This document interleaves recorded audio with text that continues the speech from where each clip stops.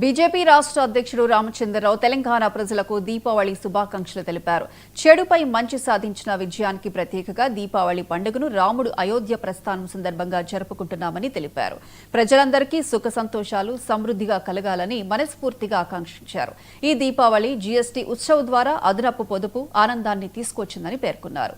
స్వదేశీ ఉత్పత్తులకు మద్దతు తెలుపుతూ ఆత్మనిర్భర్ భారత్ వెలుగును వ్యాప్తి చేద్దామని పిలుపునిచ్చారు.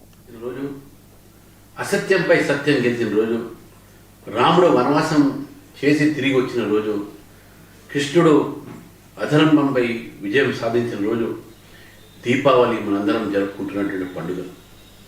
మన జీవితాల్లో వెలుగు రావాలి, అంధకారం తొలగిపోవాలి అని చెప్పేసి కూడా ఈ దీపావళి ఒక పండుగ నాడు మీ అందరూ కూడా భారతీయ జనతా పార్టీ తరఫు నుంచి శుభాకాంక్షలు తెలియజేస్తా ఉన్నాను. ముఖ్యంగా నరేంద్ర మోదీ గారు ఈరోజు భారతదేశ ప్రజల్లో ఒక దీపావళి కానుగ్గా చిరునవ్వుతోని మనందరం కూడా ఉండాలి అనేటటువంటి ఒక ఆలోచనతో జిఎస్టీ తగ్గించడం జరిగింది. Goods and service taxes good and simple tax గా మార్చినటువంటి నరేంద్ర మోదీ గారికి ప్రత్యేకమైనటువంటి దీపావళి సందర్భంగా వారికి ధన్యవాదాలు, శుభాకాంక్షలు.